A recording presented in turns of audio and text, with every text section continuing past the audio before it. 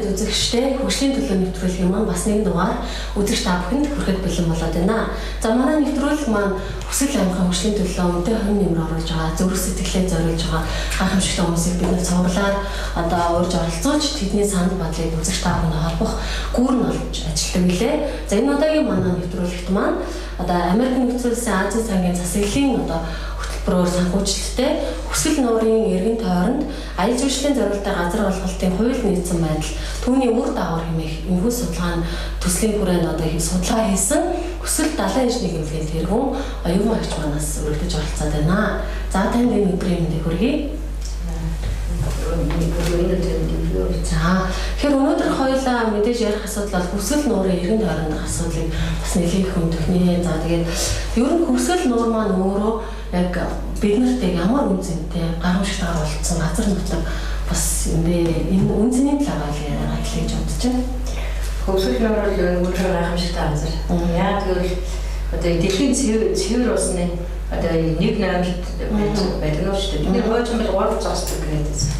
Ямар судалгаа хийгээд үзвэл хүсэл нуурын яг өөр далайн түвшнээс тийш маш их өндөр байж байгаа 1600 м байж байгаа. Ийм өндөр өргөгдсөн одоо түвшин. Тэгээд хөөтөө устай маш их хөөтөө устай байна гэдэг үл яг өөр бас цэвэр байх юм маш их шалгуур. Тэгээд дотор нь юу яадаг вэ? Жилийн одоо дөрөв удиралт одоо юу усаа ингээд цэвэрлж байгаа шүү. 99 гол судахад ганцхан гол одоо их авч урсж байгаа. Тэр 500 жилд тэр их том усан санал уусан харамтласаар байгаа. Цаашаа нэг хүсэн одоо урсаад дуусах 500 жил зарцуулах юм гэж үздэг. Тэгээд тэр эргэн тойронд байж байгаа 5 сум нэг тосгон байж шүү. Тэрний хүн мал өндөр усаар хангадаг. Тэгээд дээр нь 100 ирсэн одоо 20,000 жуулч ирж байгаа. Тэр жуулчны дундны ус эрүүл гэр ахуйн хэрэглээний усыг ингээд хангаж байгаа юм. Тэгээд тэр дотор нь бол хүсэл нуурын хамгийн гол шин чанар ядмаг шимт нуур гэж нэрлэдэг. Олигограф гэдэг. Ядмаг шимт нуур ямар байх хэвээр бүр хөөтөн устай.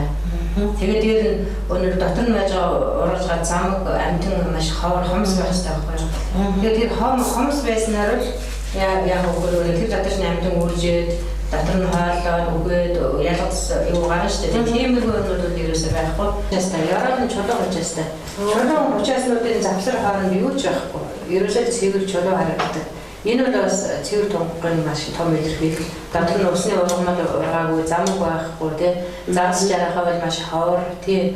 Тэгээд хүүдэн хүмүүс хүсэл оруулснаар усан сэлээдэггүй шүү дээ. Тэгээд хүүдэн чанар нь л одоо өөрийгөө хамгаалж байгаа юм байна. Тэгэхээр энэ чанараа бол яг гоо дэлхийн цэвэр цэнгэг усны одоо 2% агуулж байна. Тийм учраас яг гоо ирээдүйд ерөөсөө хүсэл нуурал хүн төрөлхтний одоо баяж болж байгаа хгүй. Алт дуусч байна. Мэдээж хэмжээнд дуусч байна. Газрын тасаа олуулаад бид нэр хязгаарлалт нөлөө дуусна. Хамгийн эдийн засгийн хамгийн гол чухал юм байхгүйгээр дэлхийн цагуурыг өөрчлөлт болж байгаа цэвэр усны асуудал чухалж байгаа. Бид нэр ингээд ийм том савтай цэвэр устай монголчууд зогсож байна. Тэгэхээр энийгээ бид нэр ирээдүйд хадгалаад ирээдүйд өөрснөөгөө тижээх юм уу эсвэл дэлхийн хүн амыг тижээх юм уу гэдэг асуудал бол чухалж байгаа юм. Тэрнээс биш одоо байгаль нуур 10% байгаа хүсэл нуурт 2% байгаа. Дэлхийн цэнгэг ус үлдсэн цэвэр ус нь 20% мөс байдлаар оршиж байгаа шүү дээ. Тэгээд тийм цэнгэг устай газар бол хавар тий. Тэгээд бүний усаар их татаад ашиглаад дуусах хүсэл нуур. Тэгээд хүсэл нуурын хойж ирээд үйл юм. Тэгэхээр гадна бол байгалийн үндэстэн тансгаар өгөх гайхамшигтай. Өөр газар бол манай Монголд бас зөндөө олон газар нууртай устай гадны хүмүүс ирдэг. Тэрээс нуур гэдэг ирлээ. Тэгээд нуур гэхэр чинь одоо бид нэр ус үтсэн нуурыг юуг нь үстий гэж ирсэн чинь тэр хүний нүдээр ялгаж зураачийн нүдээр зурагтаар жарьяаж хүмүүн өнгө бол өсгөл нуурын цэвэр уснаас ингэж гарч харагддаг. Эргэн тойрных нь байгаль бол маш цэвэр тансаг хөшөлтөрөгчийн одоо жинхэнэ агуулгах бол хүсэл нуурд байна. Тэр өнөр энтер гэж байхгүй тий. Жинхэнэ тунгалгшил гэдэг хүсэл нуурын эргэн тойрон дээр усны нөлөө ингэж үүсэж тий. Тийм учраас бид энэ хүсэл нуурын үн цэнийг бол одоо маш ойлгож маш хамгаалах хэрэгтэй. Яг л хүн чинь доор хаяж нэг уурлаг ус хамгаалдаг үстэй. Бид нэр уурлаг ус учраас бас хамгаалахаас байна.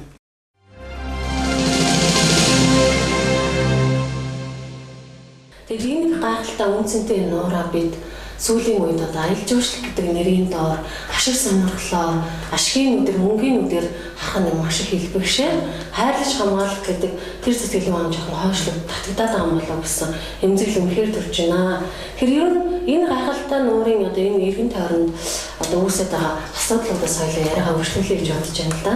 Тэр ер нь яг одоогийн байдлаар түүнийг таарсан аялал жуулчлалын баазууд маш их бий болж байна. Тийм ээ. Дааз хэтэрж байгаа юм чи. Өнөөдөр яг бодит нөхцөл байдал дээр яг ямар асуудлууд үүсэж байна? Энэ талаар яриагаа эхлэе. За хөвсөлөөрөө хамгаалах асуудал бол нэлээд тавигдсан. Уг нь хууль эрхзэн хувьд бол яасан бүрэн төгөлдөр одоо эрхзэн хувьд баталгаажсан газар хөвсөлийн тусгай хамгаалалт газрын захиргаагаар 86 онд байгуулагдсан. Тэр газар бол одоо шууд манай яамны байгаль орчны яамны шууд удирдлагаар ажилладаг. Тэр газар нь бол сургууль сурталчилгаа хийх, экологийн хувьд иргэдэд боловсруулах, одоо байгаль орчны хууль тогтоом зөвшөөрөл тогтоомжтой тавих ажилтнтай ингээд иж бүрэн баг хэдэн иргэн тойроод 20 гаруй байгаль хамгаалагчдын баг ажиллаж байгаа байхгүй. Гэтэл энэ байгууллага үйл ажиллагаа явуулж чадах чадамж бас байхгүй байгаа юм л да. Яагаад гэвэл манай нийгмийн тогтолцоо одоо улс төрийн тогтолцоо маш их өөрчлөгдөж тэр хүмүүсийг ажлын хийх нөхцөл боломжоос илүү тэр яг шууд удирдлагын байгаа байгаль орчны яам бол өөрөө ирэх мэтлээ идлээд тэнд байж байгаа нэг дарга тэр хүмүүсүүд нойр гэж үздэг ч юм уу үзээгүй ч юм шууд өөрийнхөө тэр одоо улс төрийн нөлөөлөлтэй хүмүүстэй ах トゥ хамаатан саднаа ч юм уу танилтаа ингээд газар олох асуудал бол ингээд хэрэгс идэрч байна. Хамгийн их тулгамдсан санаа зовоос асуудал бол хөвсгөл нуурын эргэн тойрон одоо эмх сан бараагүй газар олгосон аялал жуулчлалын үйл ажиллагаа одоо саарад байгаа байдал харагдсан. Тийм учраас бид нэр Америкийн нэгдсэн улсын Азийн санд хандаж төслөвчөөд энэ үйл ажиллагаанд судалгаа хийх одоо дэмжлэг үзүүлж гээд тэгээд энэ дэмжлэг санхүүгийн дэмжлэгийг авсан. Тэгээд бид нэр одоо энэ хөвсгөл нуур орчмын аялал жуулчлалын зориулалтаа газар олголт хяналт мониторинг хийх гэсэн төслийг 2016 оны 8 сараас одоо хүртэл үргэлжлээд явж байна. Одоо дараагийн 17 онд бас ингээд үргэлжлэнэ. Тэгэхээр 8 сараас эхлээд хөвсгөл нуурын баруун зүүн талаар эргээр явж өөрөөсөө бүх жуулчны бааз гэр баазуудтай очиж уулзаж газар дээр нь танилцсан. Тэгээд тэрэн дээрээс нь өөрөөсөө нэг бүх координатын жуулчны бааз байрлаж байгаа координат цэгүүдийг аваад нуурын эргээсээ хэдэн метр зайтай байна гэдгийг нь үзээд бохир цэвэр ус одоо цэвэр бохир усаа яаж шийдвэрлэж үү. Тэгээд бол үнэмлэх бичиг баримт ямар байна гэдэг одоо судалгаануудыг бүгдээр ингээд яг газар дээр нэг бичлэн явсан юм бодиттой судалгааг хийсэн. Энэ судалгаа хийгээд бид нэр яг үгээр нэлээд олон дүгнэлтүүдийг гаргачаад байна. Хөвсгөл аймгийн хэмжээнд бол одоо аялал жуулчлал байгаль орчин аялал жуулчлалын газраас бас энэ аймгийн аялал жуулчлалын эрхэлж байгаа байгууллагуудын бүртгэл судалгааг хийсэн байдаг. Хөвсгөлийн тусгай хамгаалалтын газар мөн хийсэн байдаг. Гэхдээ энэ яг үнэн бодиттой байна уу гэдэг дээр бид нэлээд үзэл судалгаа хийж бас давхар одоо энэ хүмүүсийн хийсэн судалгаатай харьцуулж гаргаж мэдээлэл авч ингэж үнэлгээ дүгнэлт гаргасны үр дүнд яг хөхөр Хөвсгөл аймагт яг хатгал орчим хөвсгөл нуурын эргэн тойронд 168 жуулчны баазд одоо газар олгосон зөвшөөрөл гарсан байж байгаа. Тэрээс үйл ажиллагаа явуулж байгаа нь бол одоо нэг 60 70 80 байж байна. Тэрнээс гадна гэр буудлууд гэхэл 93 гэр буудал ажиллаж байна. Энэ 93 буудал бол яг өөр сайн дураараа иргэдийн хийж байгаа ямар зөвшөөрлгүй юм байна л да. Тэгээд энэ бааз байж үйл ажиллагаа явуулахын яг үгээр цаашдаа энэ байгууллагууд яагаад хөвсгөл нуурын ирээдүйд яагаад хортой хохиролтой бэ гэдэг талаас нь бид нэр ингээд судалгаа хийж үзэж байгаа. Тэгэхээр биднэрт өнөө нэг юуны аялал жуулчлал гэр буудал аялал жуулчлалын бааз тавьдаг нийтлэг шаардлага гэсэн улсын стандарт байдаг. Тэр стандартаар бол нэг жуулчны бааз юм уу гэр буудлуудын хоорондох цаа 1 км байна гэсэн заалт байдаг байхгүй юу? Километрээс доошгүй гэсэн. Тэгтэл чинь манай дээр ямар асуудал гараад байгаа вэ? Жанхаа дээр энэ байдал бол одоо 10 дахин илүү байна энэ стандартаас. За жанхаагаас цаашаа тэр өвөр бонгонд гэдэг тэндээс их хараас хүртэл болохоор 7 дахин илүү, усан зам орчимд 30 дахин илүү гэх мэтлэнгээр ингэж энэ стандартыг зөрчсөн байж байгаа. Тэгэхэд энэ стандартыг зөрчснээр яг хөөөр ерөөсөл хөвсгөлийн аялал жуулчлалын баазууд руу орох гээд явхад нөр баазууд хооронд нь хашаагаар ингээд хашаад яатсан тусгаарлцсан. Ерөөсө хашаанаас өөр зай байхгүй. Тэгээд нөгөө нэг жуулчны баазаас нөгөө рүү нь орчих чинь хашаан дундуур шургаад ингээд яваад нөгөө баазаа олдгоо. ийм асуудал үүссэн байгаа. Тэгэхээр энэ байдал бол яг хөр цаашдаа үйлчлэгэнд бол их хортой нөлөө үзүүлж байна л да. Хэвийн үйл ажиллагаа явуулаад ирсэн жуулчны баазын урдталт нь ингээд газар аваад ингээд хашчаар тэр явуулж исэн бааз руу хэн ч очиж чадах боломжгүй болоод ингээд энэ нөгөө нэг бизнес нөгөөгөө ингээд татан унгааж байгаа байдлаар бол би эндээ хортой нөлөө үзүүлж байгаа.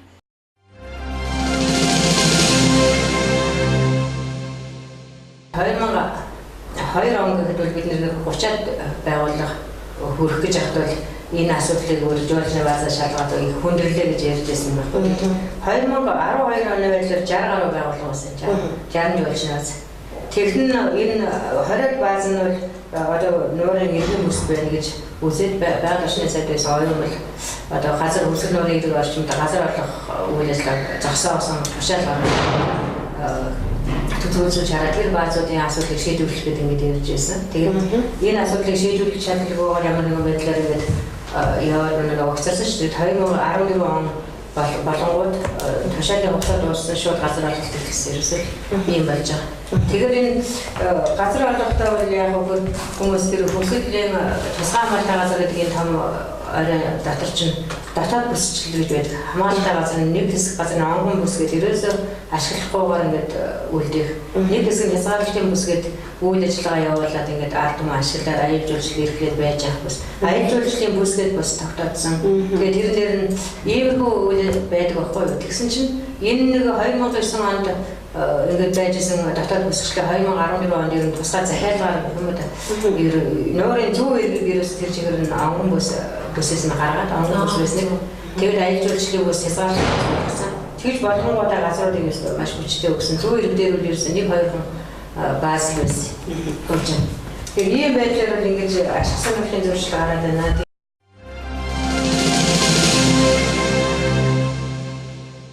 Хөсгөлийн тусгай хамгаалалтын газрын дотоод бүсчлэл гэж байдаг. Ерөөс ямар нэгэн тусгай хамгаалалт дотоод бүсчлэл гэж юу яах вэ? Өнөө тусгай хамгаалалтын газар авсан газраа ингээд ангилдаг. Алийг нь аял жуулчлалд ашиглах, алийг нь уламжлалт аж ахуйд ашиглах, аль хэсэг нь онгон одоо онцгоогоор нь бүр дархалж хамгаалаад юуж хүрэхгүй байж яах юм. Ямар хэсэгт нь одоо ингээд хязгаарлалтын бүс гэдэг үйл ажиллагаа явуулж болох юм гэсэн ийм маягаар бол ингээд ангилждаг байхгүй юу. Тэгвэл энэ дотоод бүсчлэлийг 2009 онд өөрчлөлт энэ дээд юунд нь бол байж байна л да. Дээд хэсэгт нь ингээд тэр урд хэсэгт нь харагдаж байна. Хүрнээр харагдаж байгаа энэ газар бол яг гөр онцгой бүс байж байгаа энэ онцгой бүс гэдэг. Тэгээ ингэсэн чинь тэр 2004 онд болохоор энэ онцгой бүсийг өөрчлөөд энэ одоо шараар хэмбэлсэн ихэнх газрын ингээд энэ хөсгөлөөрийн бүр санд юу хүртэл онцгой бүсээс гаргаад аял жуулчлалын бүс болгосон байхгүй хязгаарлалтын бүс. Энд бол хязгаарлалтын бүс гэдэг нь яг гөр үйл ажиллагаа ямар ч үйл ажиллагаа явуулж байна. Аял жуулчлал эрхэлж болно, уламжлалт аж ахуй эрхэлж болно гэдэг. Тэгэхээр энэний хор холбогдол юунд гараад байгаа вэ гэхээр энэ дотоод бүсчлэлийг хийх асуудал бол захиалгаар хийгдсэн гэж бид нэр үзэж байгаа. Яагаад гэвэл энэ Анжас гэдэг газар 2003 онд газар олгочихт нь энэ онцгой бүс байсан. Нөгөө хүн нь бол энэ онцгой бүсээс гарах гэж байгаамаа гэж хэлж ирсэн байхгүй юу. Тэгээд энэ онцгой бүсээс гарна гэж ямар үчтэй гэсэн чинь 14 онд нь л ерөөсөө энэ онцгой бүсээс гараад ийм төвшил ийм зураг ийм болсон.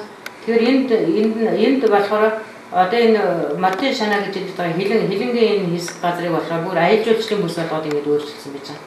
Тэгэхээр энд ингэж болгосноор яах вэ гэхээр одоо тэрний дараа бол яг хөр энэ хөсгөл нуурын зөв ирэх дагуу би ингэж харуулж асар олон юунуудыг өгсөн. Энэ ингэж жуулчны баазууд ингэж газар олгосон байж байгаа энд. Зөндөө олон газар ингэж олгоцсон.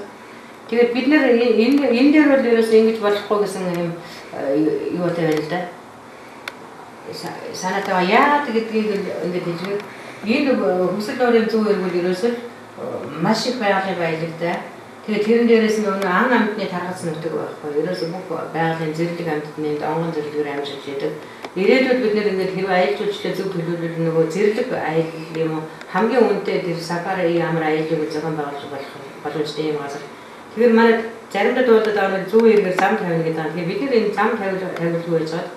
Зөвхөн нөгөө адил явдалтай аял гэдгээр эко аял гэдгээр энэ хэсгийг үзэж болох юм аа. Тэгэхээр чинь энэ жуулчны баазууд дээр газар олгосон ингэж байж байна. Тэгэхээр бид нөгөө хамгийн гол хөсгөл нуурыг бохирдуулж байгаа гол асуудал бол хөсгөл нуурын цэвэр бохируулсны асуудлыг бохируулсаа яах вэ гэдэг асуудлыг одоо шийдээг үүж. шийдэг байж авах энд газар олгож байгаа юм. Энэ баазууч бүгд хөрслөөгөө нөгөө бохироо шингээг байхгүй юу? Бид нар. Тэгэхээр жаахан энэ хэсэг газар л одоо энэ усаа зөөж байгаа. Ийшээ газар бол зөв хайшин зөв ямар ч боломж байхгүй. Тийм учраас энэ асуудлыг шийдэх хэрэгтэй. Шийдэхдээ яг үгээр хөвсөл нуурын бохир усыг цэвэршүүлэх технологиг шинээр гаргаж ирээд туршаад гаргаад одоо хөвсөл нуурд тохирсон технологи гаргасан тохиолдолд заавал энэ дарга шахав ашиглаж болох юм. Гэхдээ бид нар эдэлж яг үгээр хөвсөлийн нуурын усыг бохир нууранд оруулахаа цэвэр бохир усныхаа асуудлыг шийдвэрлэх асуудлыг аваад эдэлж тавих хэрэгтэй. Тэгэхээр энэ бол их хүндрэлтэй асуудал байна. Зөндөө олон технологиуд био шүүлтүүр нойл гэдэг олон асуудлууд юунууд бол шинээр гарч ирж байгаа шинжилгээний технологи хөгжиж. Гэтэл хөвсөл нуурын байгаль цагуур бол тийс өөр. Энэ дээр ямар өөр үгээр ерөөсөө жилийн одоо дөнгөж 2 сар нь дөнгөж энэ хөрс гисдэг. Ерөөс дулаан удирдлагатай үлдсэнд дан хасах хэмжээ энэ гүйдэн байдаг. Тэгэхээр нөгөө био нойл гэж хурж ирээд байгаа бактери вирус чинь тэр үлдсэн тэр хугацаанд нь амьдарч тэр бохирыг идэж яах боломж бол маш муутай. Тэгээд нөгөө хөрсний гүнлүү ингээд тавьчихаар тэр хөрсний гүнлүү тавьсан хөрсний цэвдэг хөрстэй учраас тэр биологийн тэр амьд организм байх нөхцөлийг бүрдүүлж чадах нөхцөл нь маш хэцүү.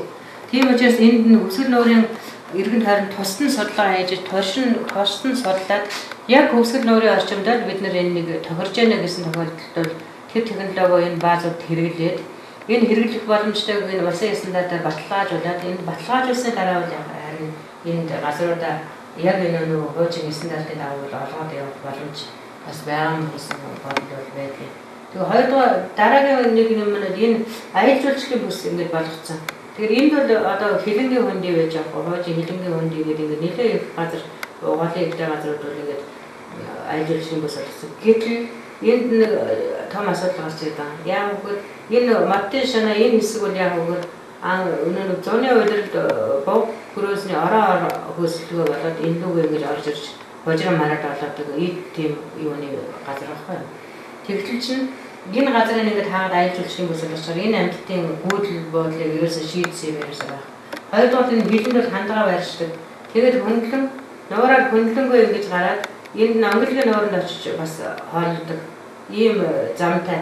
Тэр чинь онголгийн нуурыг бол ингээд дүүрэн газар болгочлоо. Тэгээд энэ талын хашаад яачлаа. Тэгээд нөгөө Монголын нэг улаан наманд орсон хамгийн том чухал амьтан бол хандагаа гэдэг амьтан бол одоо байр хүнд булаан эслэгдчихлээ хайчгаа гэдэг асуудал бас хэцүү болж байгаа юм. Хоолдог орчин өөрөөр энэ амьтан ч бас нуурын доторгоос урамтай хоолдог байсан тийм.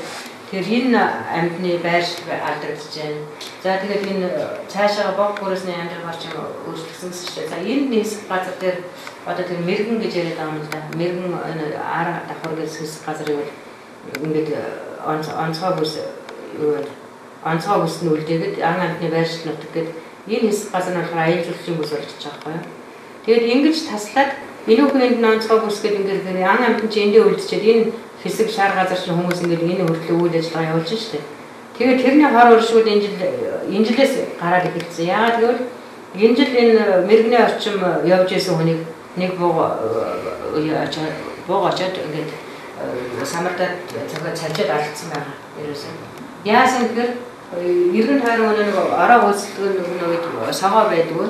Ганцаараа гүйж яваа тэр өөр нүрээ нэг байгалийнхаа аясаар амар тийм юу яц амт чинээс аргаа барахтаа тэнд яваа амт тэгж үзье ядч тэгж хүнийг залхаан сэргэлж штэ. Өөр бүр хөвчөрсөн их энерги одоо тэр яаж ч болохгүй ингээд таслагдсан.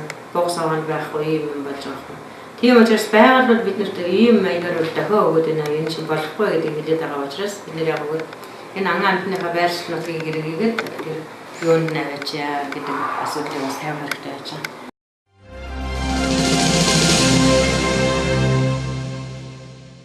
Газар тэгвэл ер нь ямар байдлаар олгогдох ёстой? Одоо ямар байдлаар газар олгогдоод байгаа вэ? Тэгэхээр хөвсгөлийн тусгаамжтай газар гэдэг хамгаалалттай газар зүйл яаж олгох вэ? Хамгийн эхлээд тэр иргэн юм уу аж ахуйн ч юм уу авах тухайн газрын хөвсгөлтэй гаргана. Тэгэхээр тэр тусгаамжтай газрын захиргааны хүмүүс үзээд энэ бүх хуулиар нийлүүлж үзээд энэ газар дээр болох нь уу юу? Олгож болох нь уу юу? Хууль эрх зүйн одоо нийцэл нь ямар байна гэдгийг судалж үзээд үзэн тэрний дараа бол яг газар зохион байгуулалтын төлөвлөгөөнд сумын удирдлага тусгаад ингээд болсон газар дээр одоо энэ газар дээр аялал жуулчлал хэрэгжүүлж болно гэсэн юм бичгийг яамд байгаль орчны яамд хөрвүүлэх. Байгаль орчны нөөцийн газар тэр бичгийг бас өөрсдийн одоо төсөлтөд хянаж үзээд энэ дээр болох юм байна гэсэн дүгэн ерөнхий үнэлгээний дүгнэлт гаргаад өгөр. Тэр үнэлгээний дагуу мэргэжлийн байгууллага наривчсан үнэлгээ гэж хийж байгаа. Одоо яаж ажиллах тухай үндсэн тийм юм хийж өгөөд ингээд батлуулаад ирэхээр тэр наривчсан үнэлгээ гэдэг нь батлагдсны дараа яг өгөр. Одоо тусгай амлалтын газрын захиргааны удирдлагын хэлтс гэж байдаг тэр газараас юм уу байгаль орчны сайдаас одоо газрын эзэмших гэрчлэгийг аялал жуулчлалд эрхлэх тусгай иргэн өгөх хэрэгтэй байхгүй. Тэгэхээр ерөөс энэ процесс явагдахгүй. Тэгэхээр ингэж байгаль орчны нөлөөллийн үнэлгээ гэдэг нь аюул чухал байгаа. Тэрний үнэлгээ хийхэд бол яг гоо тэр мэргэжлийн байгууллага тэр орон нутагт байж байгаа иргэдийн хуралд болоод за энэ байгууллага бол ийм байгаль нөлөө багтаа ийм юу одоо нутгийн эдийн засгийн ач холбогдолтой ийм төсөл хэрэгжүүлэх гэж байна. Танаахан дэмжих яг хинэн ажлын байраар хангах уу хинэн яг гэдэг хэлцээд нөгөө нутгийн хүмүүс нь хуралдаа бортуулыг ингэж хавзархаар иргэдийн хурлын тогтоол гаргаад ингэж өгөх хэрэгтэй байхгүй. Энэ сүүлийн үеийн тэр юунд өмнө ч баг байгаагүй сүүлд гарсан хууль сүүлд нь энэ ерөөсөө хийгдэх байна. Тэр нутгийн иргэд бол энд оролцоод бүх юм хянаж явах хэрэгтэй байхгүй. Ерөөсөө энэ асуудал байх байна. За тэгэхээр энэхүү одоо процесс маань тодорхой одоо эрх мэдэл болоод ашиг сонирхлын зөрчлөөр шийдэгдээд байна гэж ерөнхийдөө харж болохоор энэ бол ашиг сонирхлын зөрчлөөр хийгдэж байгаагаас яагаад гэвэл тэр нийтийн болон хувийн эрх ашиг зохицуулах хууль гэж үүдэг шүү дээ. Өөрийн арга жишээний одоо яаж ингэж хууль зөрчил болгоод явах вэ? Тэр нэг хариуцлага л хэвээр хуулийн хариуцлага гэж байна. Ийм нэг юм. За тэгэхээр энэ хууль бус газар олголт за мөн байгаль орчин сөрөг нөлөөлөл үзүүлж байгаа жуулчлалын баазуудын одоо бий болсон тэр үйл ажиллагаанаас байгаль орчинд өөрөө ямар нөлөөлөл сөрөг үр дагавар үүсэж байна. Тэгэхээр энэ дээр бас нэг юм хэлэхэд жуулчлалын баазууд хувь хүмүүс үл яг үгээр ерөөсөө бүх хүн бид нар ч гэсэн энэ нуурын иргэний дагууны газартаа болж байгаа нэг үйл ажиллагаа хийж энэ гоё газар гэсэн иргэдийн бодлоо тэрнийг хаах юм нь ерөөсөө хууль тэрнийг одоо хэрэгжүүлэх юм нь болж байгаа үед тусгай амлалтын газарга байгаль орчны яамны удирдлага энэ гэдэг хүмүүс байгаа шүү дээ. Зарим нь бол байгаль орчны нөлөөлөх хөдөлгөөний хэлгээгүй ирэх авсан байж байгаа шүү дээ. Тэр нь бол нутгийн иргэдийн юунд сэтгэл зүйн маш хүнд нөлөөлж байгаа шүү дээ. Өсвөрчүүдэд хандаж хийх асуудал байна. Яг л ерөөсөө хатгалт газар авбал юм уу иргэн танд газар авбал байж чинь мөнгөтэй болчихно гэдэг бодлоо энэ сэтгэл зүйн бас яг өөрчлөлтгүй энэ бизнес чинь татаж байгаа удаад хинч ашиг бүгдээр ашиггүй ажиллаж байгаа гэдэг нэгдүүд ойлгох хэрэгтэй болж байгаа. Тэгээ хоёрдугаар нь энд үйл ажиллагаа явуулахаар тусгай амлалтаас дараач юм айл нэг хүнд манайх аюул нөлөөлөл үзүүлдэг. Одоо намынхан манай намын хүн очсон. Ахлуу хамгаалалтын салбарт манай талын хүн очсон. Тэгэхээр одоо чи газар олохгүй нөгөө хүний чинь гарцгүй шаанд оруулсаар байгаа нэг юм айн цахан мархаа юм хашуулаад авчдаг. Тэгээд тэрэн дээр нөгөө хүн чинь хуулиар зөрчсөн одоо ирээдүйд одоо хариуцлага тасал хариуцлага яаж өргөх гэж гэдэг нь бас тодорхойгүй. Бас нөгөө өөрөө ч гэсэн ингээд аюу энэ хөсөл нөрийн одоо байдалгүй хавтаа нэг үзүүлээд байгаа байхгүй. За гуравдугаар бас нэг юм нь бол яг хөвсөл нөрийн үеийн хашааны зориултаар юм уу ер нь үгээд газар зарж байгаа хүмүүсээс газар битээ худалдаж яваач. Тэр хүмүүс бас нөгөө өөрийнхөө ашиг одоо ховор юу яаж зарж байгаа одоо хотлоо хийж зарж байгаас үг. Тэд нэр аялал жуулчлалын болох тусгай ирэхгүй. Ерөөсөө газар тийм газар шүү дээ. Газрыг бол ерөөсөө тэр зориултаар л ашиглах хэрэгтэй. Тэр чинь тийм газрыг өнөр 20 сая 30 саяар ингээд авчдаг. Авсан чинь яг өөр нэг юм хаялтаа нь ш тэр мөнгө зарцуулсан юм яг өөр одоо хөөсөлцөр ямар ч аргаар хамаагүй газрыг авч өөр юм болгож авч байгаа. Тэгэхээр аваар үйл ажиллагаа явуулах гэдгсэн чинь өөр нь ашиг бас гарах болж байгаа байхгүй. Амар одоо шатчихна гэж хэлдэг шүү дээ. Тийм юм байдал үүсгэж байгаа хүмүүс бол маш их байна. Яахаа мэдээс мөнгө оруулсан. Нэг нь мөнгө оруулж чинь тэр газраас ихэд хөвтөд идэг. Уурлаад тэр гоос сайн байгаад уурлаад хөвтөд идэг. Ийм асуудал бол их гарч байна. Тэгээ нөгөө авсан мөнгө нь бас нэг амар харамсалтай юм сонсоод нэг жуулчлал би болоо газар зарсан хүмүүсээс болоосон чинь нэг өвдөрхийн машин нэг тийм юм л авч тийм баардмаар юу юм тэр нь он хугацаа дууссан нэг жил явсан яваагүй бүгдээ айлынхаа гадаа 50-аас байж байгаа байхгүй. Коучинг жип мэп тийм юмнуудад. Тэгээд нөгөө газар заасан хүнтэй ашиг байхгүй, нөгөө авсан хүнтэй ашиг байхгүй. Ийм бизнес төсгөлөд байгаа шүү гэдэг бас сануулж гисэн.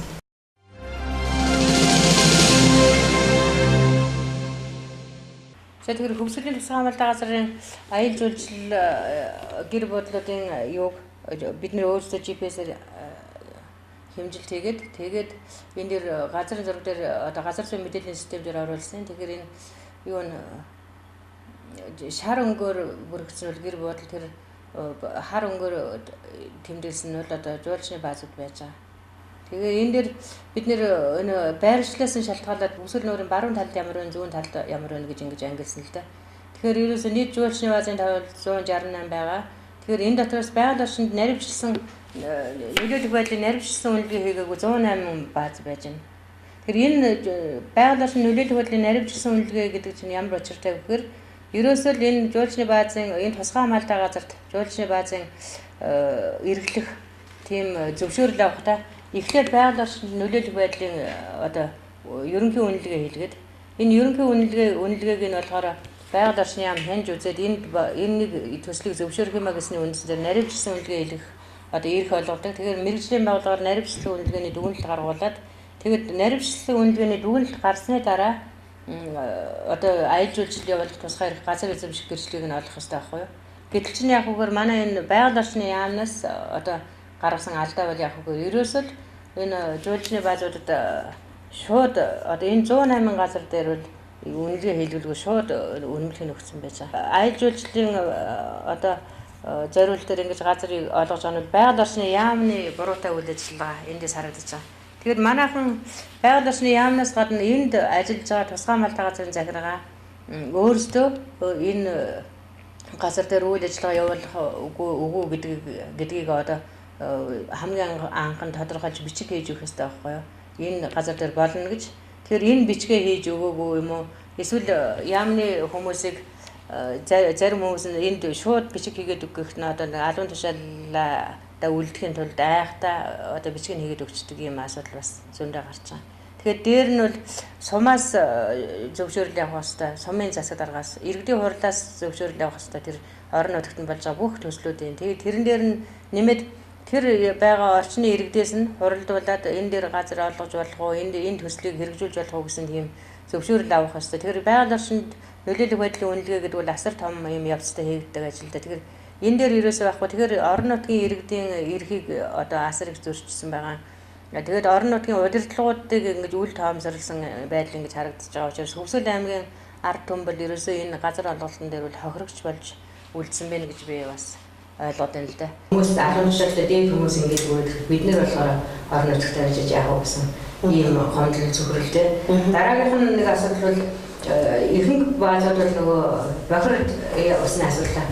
Юунаас гарсан бохир биш үү? Тэрнийг яаж шийдэх асуудал маш өнөрч байгаа. Одоо хэдхэн жуулчнууд бол хамгийн бохир технологи л да. Жуулчны баазуудыг ингээ явж дотор усын хийгээд тэгээд давуулаад яхаа тэр хагны ам гэдэг тавьж асуудаг. Ерөөсөө тийм л зарчим байж байгаа.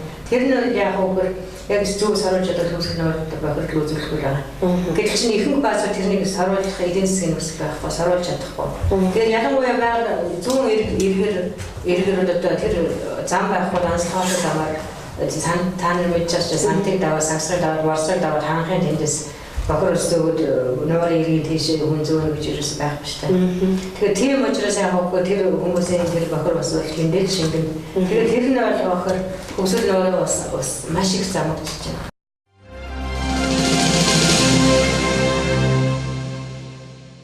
Байгаль орчинд бол үнэхээр сөргөлөлөг үзүүлж байна.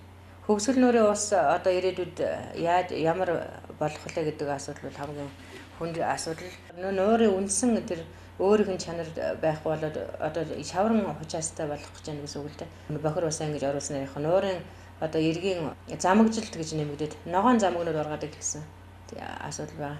Бохир усанд төсвөртэй цахиур замаг бас их ургасан. Энэ юугаар илэрдэг вөхөр нуур руу ингэж хүмүүс орох гэхээр хууч нутгийн улсууд хэлж байгаа. Усан дээр нь ингэж гიშгэхэд нэлцаагаад ингэж халтарч унчих гээд байна гэд ийм Тэгээд ногоон замг бол 2-3 см ургасан байгаа. Энэ бол бохирдлын бол маш том шалгуур үзүүлэлт болсон. Тэгэхээр энэ байдлаас үүсээд яг гоо дэлхийн цэнгэг усны одоо 2% агуулж байгаа. Манай Хөвсгөл аймгийн 5 сумын хүн ард ус тэр усны ундны усаа авж байгаа ус байхгүй юу? Хөвсгөл нуур бол бус нуураас хамгийн онцлогтой. Яг бол бус нуур юм уу далайг бол ингээд бохирдуулаад давстай усыг бол хүн ашигладаг учраас хажууд нь ирэг дээр нь хот байгуулсан ингээд усан аялалд ашиглаад ингээд яваад иж болж байна. Ягаад гэвэл тэр усыг ууж ашигладаг. Тэгэхээр Хөвсгөл нуурын бол ерөөс өөр газараас ус авахгүй ганцхан Хөвсгөл нуураас л энэ хатгалын ард түмэн, ханхын ард түмэн бүхэл бүтэн уун дахуй хэрэгцээг ханган тэрэн дээр нь одоо энэ байсан 168 жуулчны баазын хүмүүс одоо жуулчин ирж уун дахуй хэрэглээг ханган тэгээд Чандман өндөр сумын хэсэг хүмүүс одоо Алаг Эрдэнэ сумынхан ингээд гих мэтлэнгээр ингээд нуур тайсан одоо 5 сумын иргэн малыг ундаалж байгаа ус аахгүй юу. Тэр ундны усаа ийм байдлаар ингээд ил задгаа байдлаар бохирдуулж хачаа тэгээд тэндээсээ уун гэхээр цаашаага хүний эрүүл ахуйд ямар нөлөө үзүүлэх үү гэдэг асуудал бас их чухал. Энд бас нэг харагдаж байгаа юм бол яг гоо тэр Хөвсгөл нуурын одоо тэг урд тал усан замын орчмын газар. Энд бол стандарт тэр түрүүн хэлсэн стандартаас 30 дахин илүү гарсан гэж байгаа шүү дээ. Энд чинь ерөөсөө 0 гэж байхгүй. Тэр олон амьтан аяараа хаан таалж биссаад гэдэг. Энд нөө бохирдол бол үнэхээр хэцүү болсон. Тэгээд зам нь хашсан, тоосчд маш их болсон. Тэгээд хамгийн гол хэсэг нь Хөвсгөл нуурын адаг хэсэг нь ингээд бохирдож байгаа. Тэрэн дээр тэгээд энэ хэсэг бол өнөө тусгай хамгаалалтын газраас гаргасан. Тусгай хамгаалалтын газраас гаргасан учраас энийг хамгаалах гэж хинж очдгоо. Энд байгаа жуулчны басуудыг байгаль орчинд нөлөөлөх байдлыг үнэлгээ хийж өгнө, юугаар тавьж өгч шалгахгүй. Ийм байдлаар бол цалгар болцсон байж байгаа. Одоо юу да хаан хос ярихын тусгай хамгаалтаас гарсан. Тэгээд ийм маягаар эмх замын угаасаа олгоод ингэж байж байгаа. Тэгээд ерөөсөө усны ихэнх булангартай алгын булангартай гэдэг шиг их адаг хоёр нь бол ингээд ерөөс хамгаалалтгүй үлдэж байгаа. Энэ нуурын асуудал бас нэг өндөр асуудал байдалтай болж байгаа. Ерөөсөө тэр ногоон замг чинь Хөвсгөлийн усан зам хүртэл харагддаг байсан шүү дээ. Одоо бол 70 км хар ус хүртэл тэр зам харагдаж байгаа байхгүй юу. Энэ шиг болохоор Борсог зүүн талд тэр чигээрээ ногоон зам ингэж харагдаж байна. Тэгээд тэрээс гадна цахиур зам гэдэг чулууг ингэж бүргчдэг нэлцгааны тийм биетэй тийм юм ингэж бүргцсэн байж байна. Гурав дахь нь тэр одоо жанхан тэр замаар жуулчд яваад тоосч маш их гараад баян юм тоосон дунд ингэж байсаар хагаад яг нөгөө тоос нуурын ус руу ороод чулууг дараад чулуу хооронд бүр шаварлаг чигжээс болж одоо нэг чулуу яралтай нуур чинь шаварлаг яралтай болж байгаа ийм асуудал болж байна шүү дээ. Үнэхээр харамсалтай байна л да тий. Энэ бүхнийг одоо бид нэр шийдэхэд бол маш их ирээд хөрөн мөнгө цаг хугацаагаа бас зарцуулах шаардлагатай болж байгаа шүү дээ тийм ээ. Тэгээ бид нар бол энийг нуур өөрөө бас цэвэр шиг чадвар гэж байдаг. Ядаж энэ чигээр нь хэрэгтэй байна л да. Одоо энэс интерүүлэхгүй. Тэгээд одоо болж байгаа алдаануудаа засах хэрэгтэй байхгүй. Жишээлбэл тэр Хөвсгөл нуурын хамгийн зовоос асуудал бохир усны асуудал. Тэгээд дээр нь бас Монгол жуулчд их нөө ил задгаа бизнесдэг энэ асуудлыг л Хөвсгөл нуур зэгцлэхгүй л Хөвсгөл нуурын бохирдол бол ерөөсөө газар. Тэгэхээр энэ бохирдлыг яаж шийдэх вэ гэдэг асуудал толгой зовоос асуудал байна.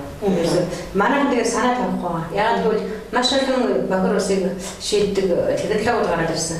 Тэр дотроос авчирч ингэж тавиад тэгээд аль нь болж байгаа гэдэг дээр бүр тодорхой суурилаа төрийн бодлого турших хэрэгтэй 2-3 жил туршдаг. Үнэхээр цэвэршээд өнөө нэг стандартын дагуу усан цэвэрсэн тохиолдолд ягуугаар одоо энэ технологиг хэрэглээ. Тэгээд одоо үйл ажиллагаа явуулдаг. Бас бид нар ингэж юм харамлаад авах шаардлага байхгүй шүү дээ. Тэгээд тийм технологи ерөөсөө байхгүй. Ерөөсөө улсын стандарт гэж нэгдсэн нэг стандарт хийсэн байдаг. Тэгээд усаа тэгж цэвэршүүл гэдгийг зааждаг. Ямар технологиор яаж цэвэршүүлэх нь дээрээс тодорхойгүй. Тэгээд ямар нэгэн байдлаар технологи авчраа ингэ тавих нь ч болохгүй гэж хариад байдаг. Тэгээд эхнийхээ хангиг мэдгүй. Тэгээд Герман сайн, Япон сайн гэсэн юмудыг аваад үзэхэд Герман ч юм уу Япон ч манайхаас тэс өөр байгаль цагууртай. Манай Хөвсгөл нуурын бус газраас хамгийн өөрөөр сонсогдох нь бол байгаль цагуурын хувьд ерөөсө 60 хоног нэмэх температуртай байхгүй. Тэгээд мөнгөний зэвдэг хөрстэй 5 м-ээс доош гэдэг мөнгө зэвдэг оршдог. Ийм нуурын дотор энэ бактери идэгч амт ингээд 24 цаг жилийн 4 өдрөд ажилладаг амт авцдаг гэхээр тэр зэвдэг тэр хөөдөнд тэс ингэж ажиллаж чадахгүй гэдэг бол тодорхойгүй учраас энийг шууд авч хэрэглэх боломжгүй. Яагаад гэвэл ерөөсөө туршаад хэрэгтэй гэдэг бид гэж байна. Тэгэхээр энэ стандартыг гаргасан тохиолдолд бол бас бид нэр бас тодорхой хэмжээтэйгээр стандартын дагуу газар олгож байна. Гэхдээ бас нэг стандарт би хэлсэн шүү дээ. Байгаль одоо жуулчны бас гэр бодлуудын одоо мөрдөх нийтлэгч шаардлага гэсэн журам стандарт гэдэг болсон. 2013 оноос энэ стандартаар нэг жуулчны баазын хоорондох зай, хоёр жуулчны баазын хоорондох зай 1 км-с доошгүй байна гэж заасан байхгүй. Доошгүй. Тэгсэн чинь манай Жанхаа гэдэг газар 6.8 км газар байгаа юм үзгээ. Тэр км газар дотор явахвар 37 жуулчнаас 26 гэр бодлоо юм. Маш их давчуу зайн. Тэгээ үүгээр ийм байдалд оруулсан байдаг ерөөсөө болохгүй. Тэгэхээр энэ стандартыг бол бас мөрдөх гэж ингэж үзэл ёстой. Мөрдөхөөс гараа.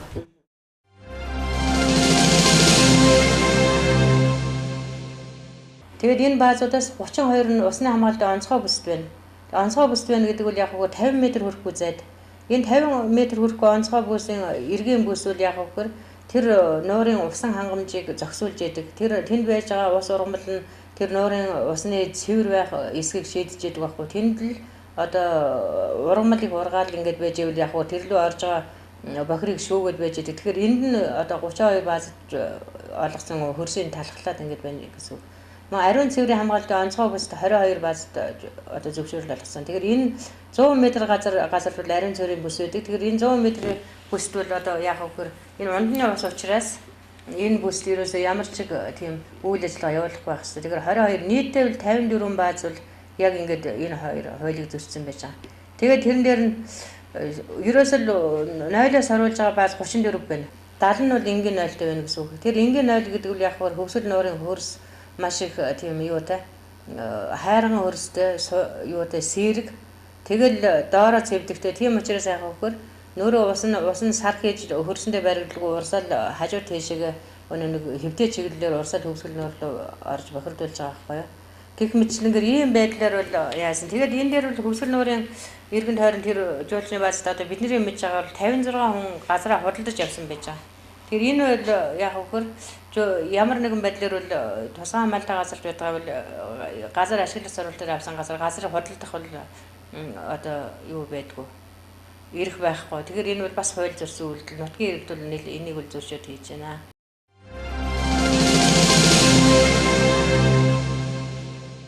95 гэр бодлоо. Тэрнээс байгаль орчны нөлөөлөх байдлын үнэлгээгүй 93 байж байна. Энэ гэр бодлууд л ерөөсөө ямар ч замбраагүй байна л да. Нутгийн иргэд ашиг орлого олох ёстой боловч гэсэн бас нэгэн тал стандарт ямар байсан байгалаа яаж хамгаалах вэ тэрнийг л хийх ёстой. Тэгэхээр энгийн 0-тэй гэдэг нь бол одоо юу тааж байгаа. 77 айл нь бол энгийн 0-тэй байж байна. Тэгээд газрын гэрээ гэрчлэгээгүй. Ерөөсөө газар эзэмших гэрээ аваагүй зүгээр хэн дуртай нь очиж тэн дээр гэр бариад байж байгаа юм 70 хүн байж байгаа байхгүй юу. Тэгэхээр тэрнээс гадна энэ гэр бодлуудын нэлээд хэсэг нь бас одоо 22 нь бол газраа худалдаад авцсан. Энэ мөрөнгөөс юм уу энэ Улаанбаатарын хүмүүс очиод тэндээс өвлжээ хавлж байгаа газрыг худалдаж аваад тэгээд дээр нь юу ямар ч зөвшөөрлөгөөр гэрээ барьждаг юм юмнууд бол ингээд харагдаад байгаа. Тэгэхээр энэ жууш газар олголтын байдлаас болоод жуушны баазууд байршснаас болоод байгаль орчинд ийм олон сөрөг нөлөөлөл бас үүсэж байна. Бас нэгэн одоо зөвлөл хүнжээ өөр байгаль амьтантайгаа нэг толботой шүү дээ. Гэтэл бас үүний зам ан амьтдын бас тийм ээ. Одоо амьдрах газар нутаг хоол гэж хэлэх байдлаар маш олон бас эмзэглэмээр асуудлууд үүссэн байна л да. Монголд ерөөсөө хамгийн гол юм бол тэр өсгөлөөрийн харин одоо ялангуяа жанхаа орчин бол нүүлж малчд амьдарч байсан олон жил ажих усаа ихэхээс өөр байгаа. Тэгээд малын бэлчээр өвлжин хашаа гэдэг бүгдийн дараа газар болгоцсон шүү дээ. Тэгээд нөгөө малчууд сууж одоо яах вэ гэхээр малаа зөөлж байна. Тэгээд малаа ерөөсөө тэр уулын хэрлуугаар тоодог. Хэрлуугаар тоохоор тэр амьд чинь нөгөө усан руугаар тэр замын хүн авц юм чинь нөгөө уурлаасаа буухгүй нөгөө хэдэн амьд чинь тэр зоондоо байж байгаа байхгүй. Тэрнгүүд тэрний идэж тижээлэг нөгөө гэрийн малж очиж бас боловсруулчих. Мал амьтан хоёрын өрсөлдөөн бас тэнд үгүй болж байна. Тэгээд тэр жанхаа бүр ийм өндөр ургадаг тийм ургасан газар шүү дээ. Одоо идэвсээр л чинь. Одоо давын толгой мэрээд бүр хацарсан газар мөрөд ингээд зогсож байгаа. Тэгэхээр бас юм нэлтэй дүр зураг. Эргээд бид нар ингээд ил харахад тийм ээ одоо нуураад авсан байдлаар тэнд яг иргэдийн амьдрал дэш холбогдох аж ахуйн нэгж байгууллагууд ашиг орлоо ороод тийм ээ бас улс орны болоод аймаг орны эдийн засагт ашиг орж байгаа ил одоо харагдах байл харагдж байгаа боловч цаанаас биднэрт аюул олон сөргүүд даврын бас та бас судалгаа хүмүүс хөндлөлтөд зулгаа гэсэн мэлээ. Энэ байдал нь өөрөө эдийн засагт тохирол учруулж байна гэх. Энийг бас тодруулах. Энэ үед аялал жуулчлал хөгжүүлэлт үнэхээр ашигтай. Ашиг болно гэж ерөөсө бодож байсан шүү дээ. Тэгсэн чинь яг үгээр одоо хуучин хэдэн жуулчны баз байсан. Тэр жуулчны базууд нь яг үүдийг дагаад газар олгож байгаа байхгүй юу? Ерөөсөө яг үүдийн дараад. Тэгээд тэр дээр нь бас нутгийн иргэд өөрөө газрыг зараад хин нэг хүнд тэгээд гэр базууд ингэж яг ингэж яатсан. Нэг хавар өнгөрсөн 15 онд энэ үйл гарс улс төрийн сонгуул болох ч үед гараад жуулчны базар уйлжсэн нөгөө иргэд чинь бүрэлдэхүүн цусандаа боохгол ирсэн чинь туулаа хашаа гэнэ дөрөв талын газар олж малаа билжээ гэсэн чинь газар байхгүй болсон. Ийм байж байгаа. Тэгэхээр иргэд яг нөгөө нэг бизнесийг өөрөө ингээд мөнгө олж орлоо. Дараагийн тэр хичнээн олон хүний газар руу хүн очих боломж болгочихж байгаа байхгүй. Жуулч чинь нэг сэтгэл санааны таатай байдлаар болдог бизнес чинь хинч тийж очихгүй болоод. Өнгөрсөн жил бид нэр яваад гэр болоод жуулчны базар бүгд бизнес юу авах хөнгө. Тэгсэн чинь өнгөрсөн би судалгаа аваад барим хэлсэн чинь энэ жил 2000 гадаадын жуулч ирсэн гэж байгаа. Ерөөсөө тэгсэн чинь 2009 он 5-9 онд ерөөсөө 4.5-аас 5 мянган жуулч ирдэг гэсэн. Тэгсэн одоо 2 дахин баг 3 дахин боохоо тэгээд ирсэн жуулч нь би одоо ахиж хөвсөлнүүд ирэхгүй гэдэг. Надтай явж яс бас судалж хийжсэн хөвсөлнүүд ахиж ирэхгүй. Яагаад гэвэл ийм дөрвөлмөтэй ийм газар би ахиж ирэхгүй. Энэ чинь би ангон зөвлөх газар гэж бодож ирснээс хойш гэдэг. Тэгээд нөгөө эко аялал гэдэг юм аа бид зөв хөгжүүлж чадахгүй байсан юм. Тэгээд эдийн засаг тэгэхээр хөвсөл аймагт аялал жуулчлал толгоор төвөд л зарласан шүү дээ. Хөгжлийн хөлөөр нь хөвсөл аялал жуулчлал. Тэгээд аялал жуулчлал тэрэн дээрээс өнөө толгоор болж байгаа газар нь хөвсөл нуур шүү дээ. Тэр хөвсөл нуурын аялал жуулчлал бүгдээрээ нэг нийлээд татаад онгорчж байгаа байхгүй. Татаад онгорчхоор хөвсөл нуурын эдийн засаг сүрхэж аргагүй шүү дээ. Аялал жуулчлалаас орлого үнэхээр багасна. Бид нэр дотоод аялал жуулчлалаар аялал жуулчлал гэж бодоод байгаа чинь. Монголын энэ хэсэг хүмүүс энэ мөнгө өгсөн тэнд мөнгө өгсөн Монголын эдийн засгт ялгаагүй шүү дээ. Тэгэхээр гадаадын жуулч авахгүй бид нэр аялал жуулчлал хөгжүүлж байгаа. За, битүүрийн ярилцлага бол яг нуурын эргэн тойрондох ямар асуудлууд маш том рууна хүн бодиттой баримт сулгаагаар бас гаргаж ирснээр онцлог байлаа. Ер нь тэгвэл цаашид ер нь бид яах ёстой юм бэ? Асуудал маань ингээд хаамжраад үргэлжлээд байвал бид одоо нэг хүний биш маш одоо аймгийн улс орны хэмжээний нэлээд том асуудал үүсгэж байна шүү дээ. Гарцууд ямар боломж вэ? За тэгэхээр хөвсөл нуурын бас энэ нэг яаж чадах ганцхан юунаас гадна бас нутгийн иргэд өөрсдөө маш их нөлөө үзүүлж байгаа. Тэгээ хариуцлагатай байх хэрэгтэй. Яагаад гэвэл тэр жанхаа орчин хүмүүс юу юм газар авсаад газараа ингээд зараад байдаг. Аялал жуулчлалын өвлийн хашааны газараа ерөөс зарчдаг. Тэгээд зарахаар нөгөө гаднаас ирсэн хүмүүс итгээд энэ газар нь хэрэгсээ юудад болгох газар ингээд бүгд авчдаг. Авсан чинь нөгөө хүн зөвшөөрөлгүй байгууллагын яг нөгөө яам дамаар газар тийм хүмүүс хариулж ирж байгаа байхгүй юу? Одоо тэгээд хүчээр ийм газар өндөр авсан чинь авахаас өөр арга байхгүй. Тэгэхээр энэ нөхөр иргэд ингэж газар тараад байгаа юм бол юуд болоод байдаг. Нэгдүгээр өөрсдийнх нь бас нэг тийм хүнзрийн дараалал байна. Хоёр дахь нь болохоор яагаад тэгэхээр хэрвээ газараа зарахгүй газрын шууд хүн авчаад байгаа байхгүй юу? Тэгэхээр газараа алдахаас өмнө ерөөсөө зарчих. Ийм юу те тэгээд энэ үл эдийн засаг сайжтай хөвсөл нуурын ард түмний хувьд ямар эмгэнэлж юм тохиолж байгааг энэ Африк орнууд тохиолсон асуудал шүү дээ. Тэрс аялал жуулчлал хөгжүүлэлт бид нэр юутай байлаа гэсэн чинь баахан зарц үйлчлэгчтэй үлдчихэж. Өнөө нэг хөвсөл нуурын эргэн тойрны тэр амьдарч байгаа улс чинь газараа зарчаад зарсан айлынхаа өнөө жуулчлал бас энэ байгалаа тэрнээс сахиул үйлчлэгч гэдэг. Ийм асуудал. Тэгээд ерөөсөө хөвсөл нуурын эргэн тойрон гэдэг үйлчлэгч сахиул. Тэгээд нөгөө хүмүүс нь тэр хүмүүстээс цалингаа өгдөг. Хөдөлгөөний хөлсний хамгийн доод хэмжээч хүрэхгүй 50 мянга 150 мянга 100 мянга төгрөгөөр сахиул хийлгээд сахиул сагчаар нэг байгаадаас чинь ирээд мөнгө өгөхгүй болдог ийм асуудал гарч ирж байгаа байхгүй. Тэгэхээр энэ хүмүүсийн цай байдал цаашдаа бас нэмэгдэлтэй ирээдүйд. За хоёр дахь юм нь яг өгвөл юу яасан шүү дээ. Тусгай хамгаалалтаас ерөөс төрийн төрд идэх гэдэг юм байна. Байх болоод байна шүү дээ. манай төрчин одоо нэг ихэндээ хүмүүсийн юу ийм байдлаа дээр нь чинь төр дээр нь чинь байгаль орчны аймагт үлээд хувийн компани газар зардаг газар гэдэг ингээд яачаар тэрний дамжуулаад юугаар яаж гэдэг тусгай малтай газрын захиргааг өөрсдөө хүлээж авах очиж байгаа. Тэднийг өгж нэг шиг ягаад хамгаалдаг газар нь өөрсдөө өөрийн ийм мэдээр хэн тэгж хийгээд байгааг мэдэхгүйгээр ерөөсөө эдгээр хийгээд байдаг гэж үзснээс тэдний үг шаардлагагүй илүү байгаль хамгаалах талын шаардлага яах ерөөсөө ямар ч асуудал байхгүй. Хоёрдугаар орон нутгийн иргэдийн эрх мэдэл гэдэг ерөөсөө огт алдсан. Сумын засгаар илүү орны дараа бол ямар ч ирэх байх удирдлага эрхээ хэрэгжүүлэх нөхцөлийг богдуулж штэ. Тэгэхээр тэр хүмүүс чинь орон нутг дээр байгаль хамгаалах тэр хуулиа хэрэгжүүлээд тэгээд арга хэмжээ авах гэр шууд дээрээс нь яаждаг. Тэрийг бас хүмүүсийн амин хувь яваадсан үйлсэл байж байгаа байхгүй. Би тэгээд нөгөө удирдлагадаа үг хэлжүүл хадагдах байх тий. Намынхаа үг хэлжүүл явахгүйгээр бас нөгөө өвөн төлөвлөх байх гэсэн нэр үлдээс бүгдийг аваад ингээд сууж байгаа байхгүй.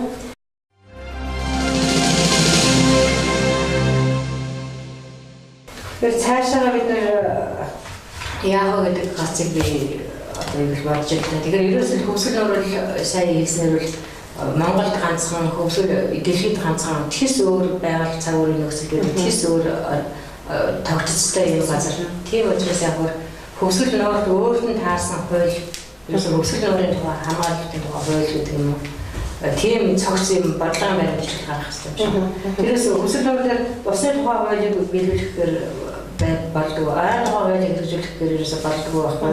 Яг л тэр байршил нь айн захаас 100 м газар байрлал гэж заасан мэт чинь үйл ажиллагаа болох. Тэгэхээр чинь ерөөсөө нөөрийн иргэд агуу ерөөсөө айн чинь яг тий. Усны эргээс 200 м жуулчнаас байна гэж заасан баг шүү дээ. 200 м гаргахаар ой хашчдаг учраас яг нөгөө эргээд аваад ингэж явдаг. Тэгэхээр энийг зөв зөвхөстэй яаж ашиглах үүснэ гарцыг шийдсэн тийм тусгай бодлого баримтч ингэж хөвсгөл аймгийн бүгдээрээ нийлүүлж хийх ёстой маа гэдэг бас ингэж яриад байгаа юм да.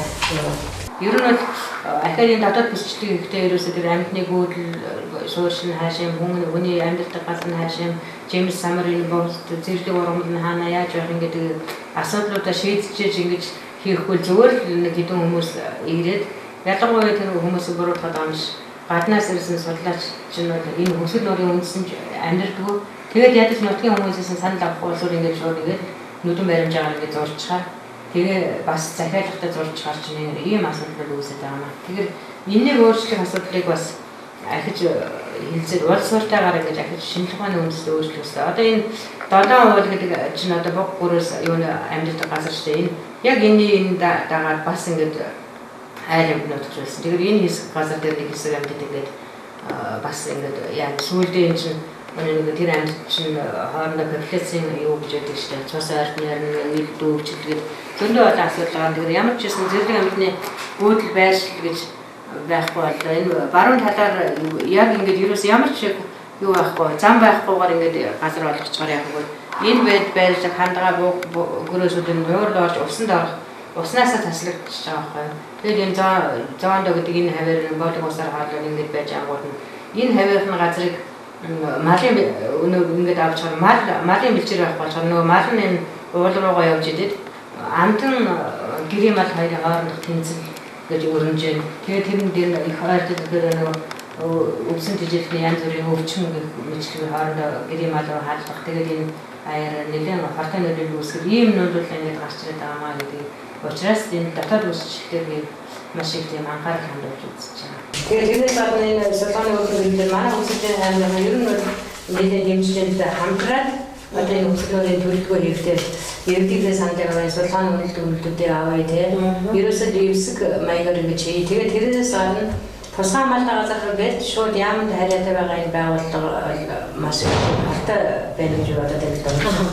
Тэгэхээр ямар хэсэг нь орон нутгийн удирдлага аймаг өөрөө мэдгүй гэдэг асуудал ерөөсөө байхгүй. Аймгийн ерөөсөө ямар ч нөлөө байгаль орчны аялал жуулчлалын газар ямар ч нөлөөгүйгээр ерөөсөө хөвсгөлийн тусгай малтай газар яам гэсэн ийм системээр ингэж яваад байхаар энэ газар ерөөсөө тэрний тайлбараа тавьдгүй болж байгаа үйл явдлаа нэртэй урал тайлбарладгүй тэгээд ерөөсөө энэ манайхан ингэж ерөөсөө юм алдчихлаа тийм байлаа.